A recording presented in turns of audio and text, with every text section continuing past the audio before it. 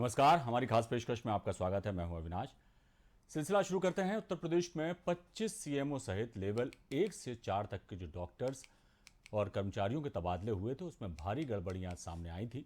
गड़बड़ियां मिलने के बाद डिप्टी सीएम ब्रजेश पाठक ने अपर मुख्य सचिव चिकित्सा और स्वास्थ्य को पत्र लिखा था और पूछा था कि जनपद लखनऊ सहित तमाम विशेषज्ञ चिकित्सकों के तबादले किए गए थे और तबादलों के बाद उन अस्पतालों में तैनाती नहीं की गई, किस आधार पर ये तबादले किए गए थे। उन्होंने पूरी रिपोर्ट मांगी है। अब ये मामला तूल पकड़ता जा रहा है।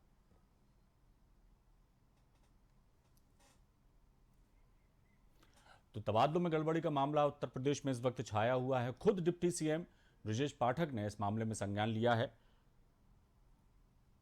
विशेषज्ञ चिकित्सकों के तबादले हुए थे और कई ऐसे तबादले हुए जिनमें नियमों का ध्यान नहीं रखा गया, नियमों की अवहेलना की गई। कई ऐसे डॉक्टर्स थे जो लंबे अरसे से तबादले के लिए दरकार कर रहे थे, अपने स्वास्थ्य को लेकर कई परेशानियों के चलते वो जो गुहार लगा रहे थे तबादले की। उनमें से एक चिकित्सक की तो मृत्यु भी हो गई, निधन भी हो गया और उसके बाद उनका तबादला या उनकी तैनाती की गई। इस तरह की चीज़ें कई सामने आई हैं और इस खबर पर हम सीधे चलेंगे। हमारे स्टेट एडिटर आरसी भट्ट हमारे साथ जुड़ गए हैं। भट्ट साहब, अब कुछ ही दिन पहले ये चर्चा हुई थी और कि जो तबादले हुए हैं थोकबंद, उनमें काफ़ी गड़बड़ियां हैं। ब्रजेश पाठक जो डिप्टी सीएम है उन्होंने इस पर संज्ञान लिया है, पत्र भी लिखा है मुख्य सचिव को। किस तरह से इस पूरे मामले को देखा जा रहा है? ताज़ा अपडेट क्या आपके पास? जी कहानी मैं वहीं छोड़ के चलूंगा, जी वहीं से शुरू करूंगा जहां छोड़ के।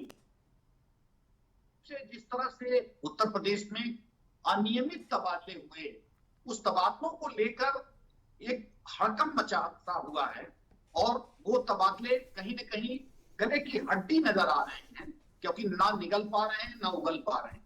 क्योंकि जिस तरह से उत्तर प्रदेश के स्वास्थ्य विभाग में तबादले हुए, उस तबादलों में भारी अनियमितता सामने आई और जिस तरह से उत्तर प्रदेश के डिप्टी सीएम ने जांच के आदेश दिए, इसके बारे में उन्होंने पूछताछ की और प्रमुख सचिव को पत्र लिखा सीधे तौर पर कि आखिर ये विसंगतियां आई कैसे और इसका जिम्मेदार भी कौन है और क्यों किया गया।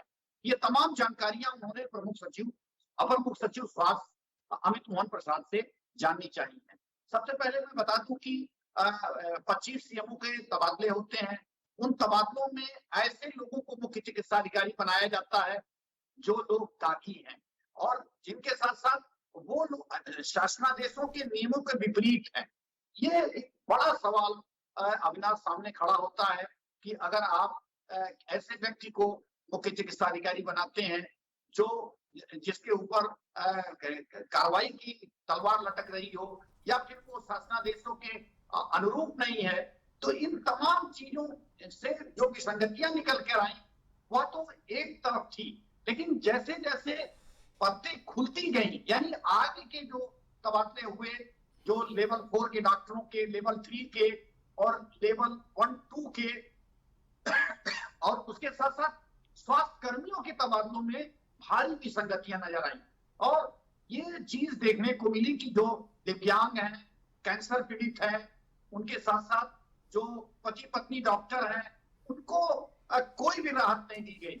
और सबसे बड़ी बात यह है कि जो स्पेशलाइजेशन है डॉक्टर का, उन तमाम डॉक्टरों को दूर फेंक दिया गया है। अब मैं अगर बात करूं तो मुरादाबाद डिस्ट्रिक्ट हॉस्पिटल में सिर्फ एक रेडियोलॉजिस्ट था, जो 4-5 जिलों में वहां कोई रेडियोलॉजिस्ट नहीं था, लेकिन उसे भी तबादला कर दिया गया। लखनऊ के जो शहर के जो तमाम जो अस्पताल है, वहां से तमाम लोगों को जो है हटा दिया गया, लेकिन किसी की तैनाती नहीं की गई।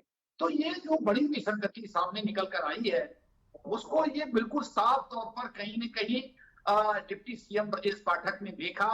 उन्होंने प्रमुख सचिव, अपर मुख्य सचिव चिकित्सा स्वास्थ्य अमित मोहन प्रसाद से इसका जवाब मांगा और उसके साथ साथ अब एक कमेटी बनाई गई है। वो कमेटी शासन स्तर पर जो तबादले किए गए हैं उसकी जांच करेगी और दूसरा जो महानिदेशालय स्तर पर जो तबादले हुए हैं वो कमेटी अलग जांच करेगी। तो ये पूरी कमेटी अब ये देख रही है, रिव्यू कर रही है कि आखिर गड़बड़ियां क्या हुई हैं। लेकिन जो महानिदेशालय स्तर पर लेवल 1 के और लेवल जो स्वास्थ्य कर्मी हैं, पैरामेडिकल स्टाफ है, फार्मासिस्ट है, उसके साथ साथ लैब टेक्नीशियन है, मेल नर्सेज है। तो इन लोगों को कहीं ना कहीं उसकी रिपोर्ट शासन में सबमिट हो गई है।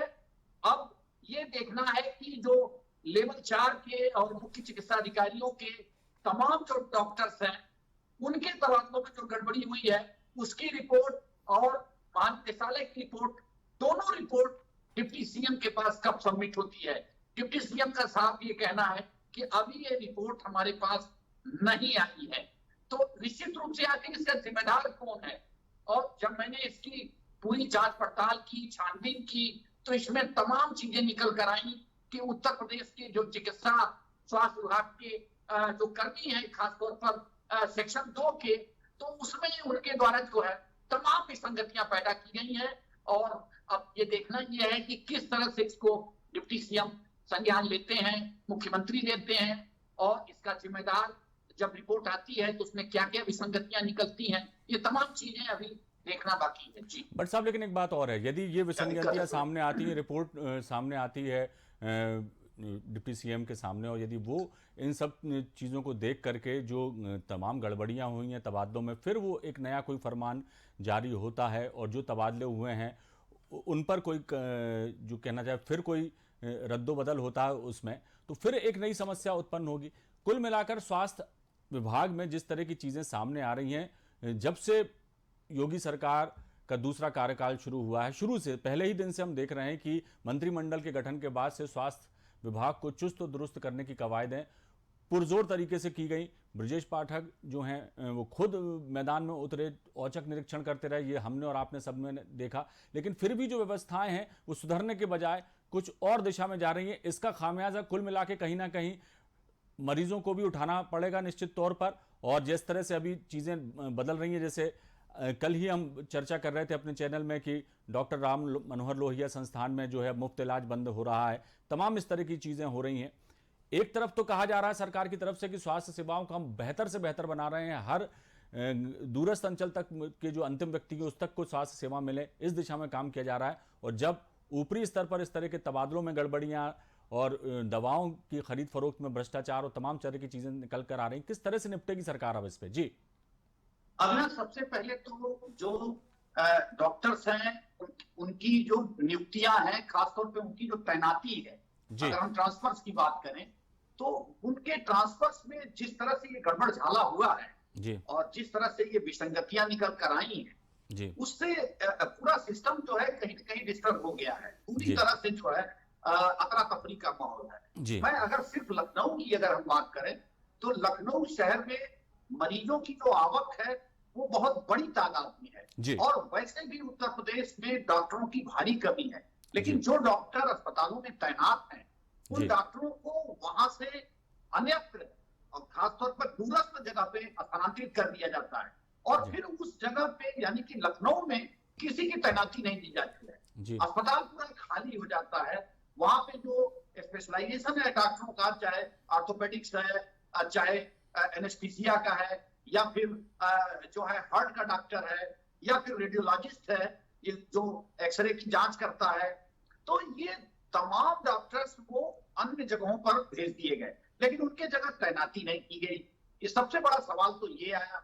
दूसरा ये है कि ऐसे डॉक्टरों की तैनाती की गई जिनको मुख्य चिकित्सा अधिकारी भी बनाया गया, सीएमएस भी बनाया गया, मुख्य चिकित्सा अधीक्षक भी बनाया गया, जो जिनके ऊपर करप्शन के चार्जेस थे, जो अभी 6 महीना पहले हटाए गए थे, जो शासनादेश के विपरीत जाकर मुख्य चिकित्सा अधिकारी बनाया गया। ये दो चीजें शासन के स्तर से हुई। तीसरी जो सबसे बड़ी बात यह है कि निदेशालय स्तर से जो तबादले होने थे अविनाश, वो लेवल 1 के डॉक्टरों के होने थे, और पैरामेडिकल स्टाफ में नर्सेज हैं, फार्मासिस्ट हैं, मेल फीमेल नर्सेज हैं, उसके साथ साथ लैब टेक्नीशियन हैं, डेंटल हाइजीनिस्ट हैं।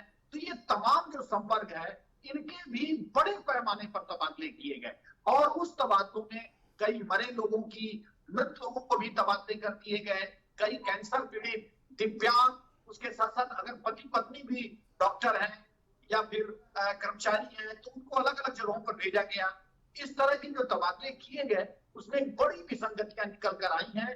निदेशालय स्तर की रिपोर्ट तो शासन को मिल गई है, लेकिन शासन स्तर पर जो तबादले स्तर 4 की, यानी कि जो चिकित्सा स्वास्थ्य विभाग 2 से स्तर 4, स्तर 3 के जो तबादले होते हैं, उसमें मुख्य चिकित्सा अधिकारी, मुख्य चिकित्सा अधीक्षक, अपर मुख्य चिकित्सा अधिकारी, उप मुख्य चिकित्सा अधिकारी, ये तमाम स्तर के डॉक्टर होते हैं और उसमें विशेषज्ञ भी होते हैं। तो इनको वहां से जो तैनाती की गई वो इधर उधर की गई। अगर वो महाराजगंज जनपद में तैनात है तो उसको इटावा ट्रांसफर कर दिया गया, रायबरेली में अगर तैनात है तो कुशीनगर भेज दिया गया। ये बड़ी असहज स्थिति डॉक्टरों के लिए बनी है और निश्चित रूप से कहा जाए कि ये मनमाने पद का एक बहुत बड़ा कारण है और भ्रष्टाचार का एक बहुत बड़ा कारण है। जो मेरे सूत्र बता रहे हैं, जो मैंने छानबीन की है, वो पूरी तरह से इसमें साफ तौर पर चिकित्सा विभाग 2 की जो बड़ी भूमिका है, वहां पे तैनात जो कर्मचारी हैं, अधिकारी हैं और उनको प्रशिक्षण देने वाले जो अधिकारी हैं, उनकी बड़ी भूमिका। भट्ट साहब, एक बात तो ये तय है कि इस पूरी यदि गड़बड़ियां हुई हैं और तबादले हुए हैं, यदि कोई विसंगति नहीं भी है, तबादले सही प्रक्रिया से भी हुए हैं, लेकिन जो जैसा आपने बताया कि तबादले कर दिए गए लेकिन उनके बदले में दूसरे डॉक्टरों की या चिकित्सकों की तैनाती नहीं की गई, इस वजह से कई डिपार्टमेंट्स जो हैं, जैसा आप बता रहे हैं कि वो खाली पड़े हैं, डॉक्टर विहीन हैं इस वक्त। कई मरीज ऐसे होंगे जो लंबे समय से संबंधित डॉक्टर्स को दिखा रहे होंगे, उनका इलाज चल रहा होगा, लेकिन अब उनका तबादला कर दिया गया तो वो मरीज क्या करें। कई और ये भी तय है कि लखनऊ राजधानी है उत्तर प्रदेश की, लिहाजा आसपास के बहुत सारे इलाकों से लोग आते हैं वहाँ इलाज के लिए। उनका क्या, वो जिन नाम सुनकर अस्पताल का आते होंगे कि फलां चिकित्सक वहाँ पर हैं, वहाँ पर हम जाकर इलाज कराएं तो बहुत बेहतर सुविधाएं वहाँ हैं, लेकिन अब चिकित्सक ही नहीं है। तो ये विसंगति का पूर्वानुमान क्या नहीं था? ये तमाम लोगों को जिन्होंने ये तबादले किए हैं, जो ऊपर अधिकारी बैठे, उन्हें बिल्कुल भी अनुमान नहीं था? क्या पहले इस पर थोड़ा सा वर्कआउट नहीं कर लिया जाता कि यदि हम इनका तबादला करते तो उनकी जगह किसी का तबादला करा के यहाँ नहीं बुलाया जाए? ये कवायद आखिर क्यों नहीं की गई और सीधे सीधे उठा करके तबादले कर दिए गए? भले ही अस्पताल में अब चिकित्सकों की कमी से जूझ रहे हैं अस्पताल, और हाल तो बेहाल होना मरीजों के तय है, क्योंकि अंततोगत्वा असर तो मरीजों पर ही पड़ रहा है इस पूरी व्यवस्था का। अब क्या वैकल्पिक व्यवस्था की जा रही है और क्या कुछ इस दिशा में किया जा रहा है कि अब जो गड़बड़ी है उसको तो जब ठीक होगी तब ठीक होगी, ब्रजेश पाठक जी के पास जब पूरी जांच रिपोर्ट आएगी फिर वो निर्णय लेंगे, लेकिन अभी जो मरीजों को तकलीफ हो रही है, जब वो सफर कर रहे हैं इस आदेश की वजह से, उनका क्या? जी अविनाश, जो ये विषय आप द्वारा अभी उठाया जा रहा है, इसी विषय से जो है आच्छादित, खासतौर पर अगर कहा जाए कि इसी विषय को डिप्टी सीएम ब्रजेश पाठक ने अपने पत्र में उठाया है कि आखिर वो डॉक्टर जिनको तबादले किए गए हैं तो वो फिर क्यों उनकी जगह पे तैनाती की नहीं गई है। और ये कहीं ना कहीं गड़बड़ी शासन स्तर पर हुई है। शासन स्तर पर निश्चित रूप से जो है, जो अधिकारी तैनात हैं, जो कर्मचारी तैनात हैं चिकित्सा विभाग 2 में, जिन्होंने तबादलों की सूची बनाई है, वो अधिकारी जिन्होंने तबादलों की सूची पर गौर नहीं किया है, तो ये विषय निश्चित रूप से उनके लिए जो है ये कहीं कहीं लापरवाही है और भ्रष्टाचार का द्योतक है कि आखिर आपने अगर हटा दिया तो वहां तैनात क्यों नहीं किया, और ऐसे लोगों को क्यों हटाया जो भ्रष्टाचारी नहीं थे उनको नहीं हटाया गया, लेकिन जो लोग अच्छा काम कर रहे थे उनको हटा दिया गया। उनको ऐसे लोगों को तैनात किया गया जो अभी कुछ दिन पहले हटाए गए थे, और इस तरह से उसमें तमाम जो विसंगतियां हैं उस विसंगतियां को नजरअंदाज किया गया। अब तो रिपोर्ट निश्चित रूप से डिप्टी सीएम को प्रेषित होगी और उसमें जिम्मेदारी भी तय की जाएगी, लेकिन साफ तौर पर यह दिख रहा है कि लीपापोती की जो कार्रवाई है वो करती हुई शासन नजर आ रहा है। अभी सीधे तौर पर डिप्टी सीएम ने कहा है कि वो रिपोर्ट हमें नहीं मिली है, लेकिन जैसे ही रिपोर्ट मिलेगी चीजें आगे बढ़ेंगी। मुख्यमंत्री के समक्ष भी ये रिपोर्ट जाएगी कि स्वास्थ्य विभाग में जो तबादले हुए हैं इतने बड़े पैमाने पे आखिर ये गड़बड़ियां क्यों हुई हैं, इसका जिम्मेदार कौन है। निश्चित रूप से कहा जाए कि ये फेलियर है स्वास्थ्य विभाग शासन का, चिकित्सा विभाग 2 का, और उसके जो कंसर्निंग अधिकारी हैं, चाहे डिप्टी सेक्रेटरी हो, सेक्शन अफसर हो, अनुभाग समीक्षा अधिकारी हो या सचिव हो, ये तमाम चीजें उनको देखनी चाहिए थी कि आखिर इस तरह की जो तैनाती है वो ना हो। मनमानेपन से अगर कोई काम करता है तो उसकी भी जवाबदेही तय होनी चाहिए, चाहे वो किसी स्तर का अधिकारी हो। जी अविनाश। अब देखते हैं पाला जो है उनके पाले में गेंद है ब्रजेश पाठक के। अब जब उनके पास जांच रिपोर्ट आएगी तब इस पर कोई फैसला होगा, जो भी फैसला होता है। लेकिन फिलहाल तो जरूरी है कि मरीजों का ध्यान रखा जाए, जो दूर दूर से यहाँ इलाज के लिए आते हैं लखनऊ, उनका क्या होगा, उनको बेहतर इलाज मिल सके इस दिशा में काम करना होगा सरकार, और फौरी व्यवस्था तत्काल करना होगी। तब जाके बात बनेगी, जब जांच होगी उस पर रिपोर्ट पे क्या एक्शन लिया जाएगा वो बात की बात है। बहुत शुक्रिया भट्ट साहब इस तमाम जानकारी के लिए। अब देखना होगा कि स्वास्थ्य अमले को दुरुस्त करने के लिए किस तरह के कदम उठाए जाते हैं और आगे इस तरह की विसंगतियां ना हो, गड़बड़ियां ना हो, उसके लिए क्या रूपरेखा सरकार तय करती है।